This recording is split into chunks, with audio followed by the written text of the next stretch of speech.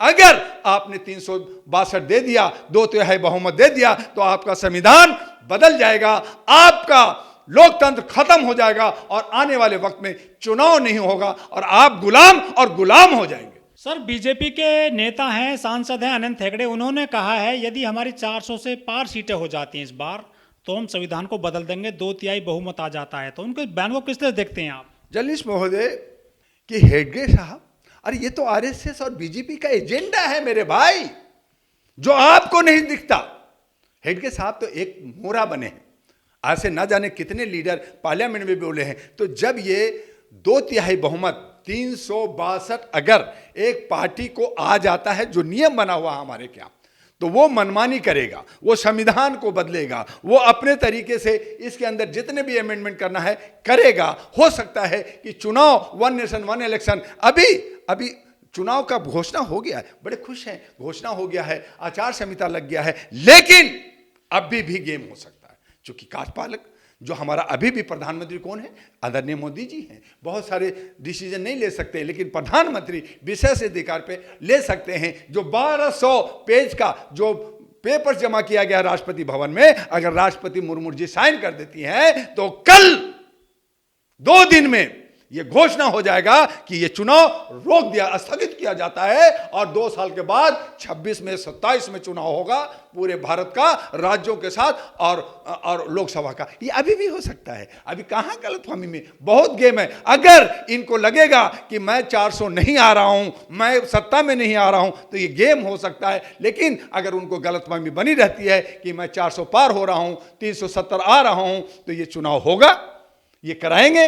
क्योंकि ये चाहते हैं कि देखो जी मैंने तो चुनाव कराया, मैंने तो चोरी नहीं किया, तो ये सब होगा। लेकिन हेगड़े साहब जिस विश्वास के साथ, एक बड़ा सीनियर वकील, सीनियर जो है नेता है कर्नाटक से, तो वो जो कह रहे हैं वो सच कह रहे हैं, वो सच्चाई कहा है। जैसे पाकिस्तान के अंदर एक इलेक्शन कमीशन ने कहा चोरी हो रहा है और हम इस्तीफा देते हैं, मुझे फांसी लगा दो, ऐसे बहुत सारे लोग हैं जो ईमानदार हैं और ईमानदारी के साथ कह रहा है कि इनकी नीयत ठीक नहीं है। लेकिन 2017 में भी अनंत हेगड़े ने यही बोला था कि we are here to change constitution. ये किसके शब्द हैं? ये लगातार बोलते जा रहे हैं अनंत हेगड़े संविधान को लेकर। ये मोदी के शब्द हैं, संघ के शब्द हैं, या फिर अनंत हेगड़े के शब्द हैं? ये बीजेपी और आरएसएस का एजेंडा है। उसमें कुछ लोग अपने पॉपुलर भी होने के लिए सारा कहते हैं, लेकिन सच्चाई यही है जर्नलिस्ट महोदय, सच्चाई यही है कि अगर हमें 2/3 बहुमत मिल जाए, मैं भी एक पार्टी का राष्ट्रीय अध्यक्ष हूँ, मुझे अगर जनता 362 दे दे तो मैं भी मनमानी कर सकता हूं। अगर मैं ईमानदार नहीं हूं, देशभक्त नहीं हूं, समाज और हित में नहीं सोचता हूं, अगर उनके हक अधिकार, आर्थिक अधिकार, सामाजिक भागीदारी देने की बात नहीं करता हूं, सिर्फ सत्ता में बना रहना चाहता हूं, हमने अगर आंदोलन करते हैं और उसका मलाई खाली लेना चाहते हैं, कहीं फायदा लेना चाहते हैं, तो कहीं ना कहीं हम गद्दार हैं, हम देशद्रोही हैं। और ऐसे हालत में हमें जो है हेगड़े साहब की बातों पे गंभीरता से सोचना चाहिए। उन्होंने एक इशारा किया है और यही सच है कि अगर आप एक को हिटलर बना दोगे, तानाशाह बना दोगे, तो आपका संविधान खतरे में है और अभी भी बदला जा रहा है। 15 अगस्त 2023 को जो आर्थिक सलाहकार समिति के अध्यक्ष हैं विवेक देव राय, उन्होंने भी एक अखबार में लेख दिया था कि संविधान बदलने का टाइम आ गया है।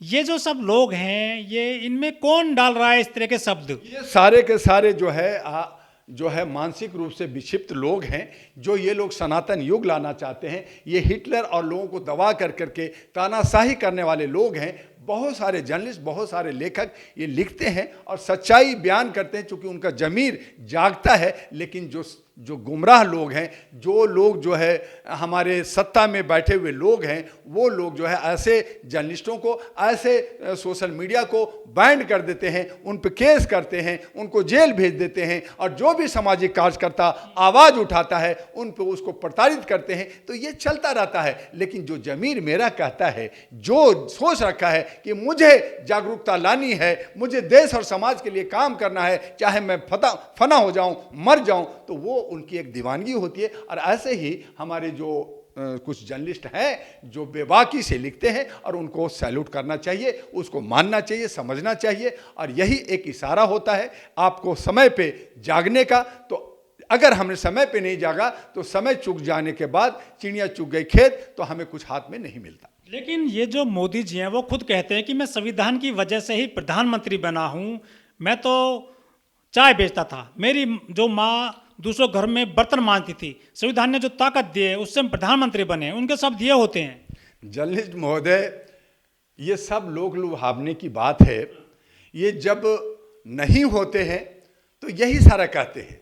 हम दिल्ली में रहने वाले, हम दिल्ली की बात भी अभी पहले बता दूं कि जब केजरीवाल साहब आम आदमी पार्टी, हमने 2009 में अहरा नेशनल पार्टी बनाया, 11 में हमने कहा ठीक है साहब अच्छी चीज़ आ रहा है, लोकपाल आएगा, तब ये जो प्रचार प्रसार करने के लिए निकलते थे, कहीं जाना होता था तो वो जाने के बाद वहाँ कहते थे रास्ते में एक भिखमंगा मिला, मुझे वो 250 रुपये दे दिया, भीख मांगा था, जबकि ऐसा कुछ नहीं हुआ। तो वो पब्लिक को मोबिलाइज करने के लिए, पब्लिक को सिंपैथी लेने के लिए भिखमंगा ने 250 दे दिया। ऑटो वाले ने रोका और कहा आज मेरी 350 की ही कमाई हुई है, केजरीवाल जी ले लीजिए और आप बड़ा अच्छा काम कर रहे हैं। तो वो जी देखो जी हमें तो रिक्शा वाला भी साथ दे रहा है। तो ये सारा सिंपैथी लेने के लिए कि मैं कभी चाय नहीं बेचा, अच्छे फैमिली से रहे, अच्छे खाते पीते रहे, और इन्होंने जो है घर छोड़ा, उसके बाद में बहुत सारी चीज़ें की, वो एक अलग बात है। लेकिन सवाल यह है कि जब आप सत्ता में हैं, आप कहते हैं कि 141 करोड़ का मैं देश का प्रधानमंत्री हूं, तो फिर नफरत क्यों पहुंचाते हैं? आप कहते हैं अमेरिका के जाके यूनाइटेड नेशन के अंदर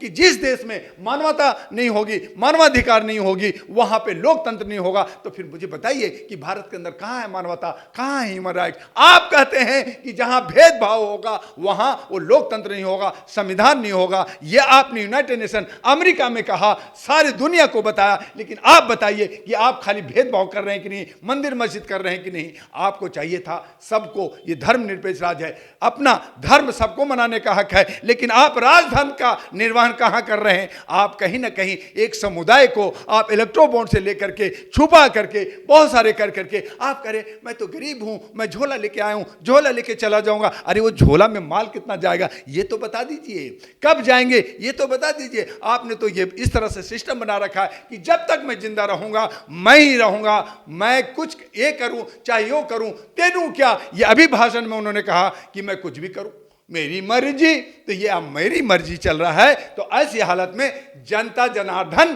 क्या करे ये आप बताइए। संविधान की वजह से 131 दलित सांसद सदन में पहुंचते हैं, करीब 4000 विधायक भी कोटे से चुनकर जाते हैं, वो संविधान की वजह से ही सदन में पहुंचे हैं। लेकिन वो संविधान जब खत्म करने की बात आती है, वो कहीं ना तो मुखालफत करते हैं उन शब्दों का, ना कहीं विरोध करते हैं। आखिर वो क्यों नहीं बोल पा रहे हैं आज के जमाने में? महोदय एक बात मुझे बताइए कि आज ब्राह्मणवाद की जो बात हो रही है भारत में 3.32%, हम कहते हैं और थोड़ा सा जोड़ लो, 3.5% कर लो, तो तुम अल्पसंख्यक में हो, 3.5% तुम ले लो आरक्षण, बाकी मेरे 96.5% मेरे दे दो।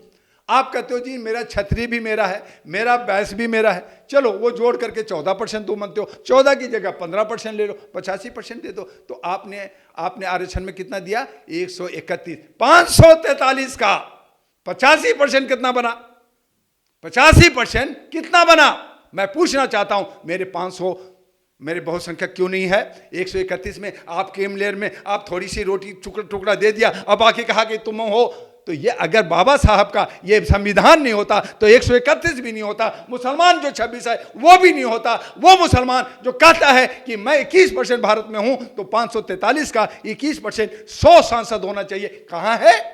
तो उनका हिस्सा, उसी के लिए कहा सामाजिक भागीदारी, राष्ट्रीय जनगणना ये नहीं चाहते, और इसीलिए कि कहीं ये आवाज और ना बढ़ जाए, जन आंदोलन ना हो जाए, जन क्रांति ना हो जाए, और इसीलिए ये चाहते हैं कि एन के एन प्रकार तरह से खरीद फरोख्त करके, तोड़ फोड़ करके, ईवीएम की चोरी कर करके, और मैं कुछ भी कर लूं, जैसे हर राज्यों में बदल दूंगा, खरीद लूंगा, बेच दूंगा। ये अंतर्राष्ट्रीय गैंगस्टर की तरह काम कर रहे हैं, कंपनी की तरह काम कर रहे हैं, और ये चाहते हैं कि 400 पार हो जाऊं और फिर ये सब खत्म कर दूं। जो 131 है वो भी गोल, 26 भी गोल, और मेरी मर्जी।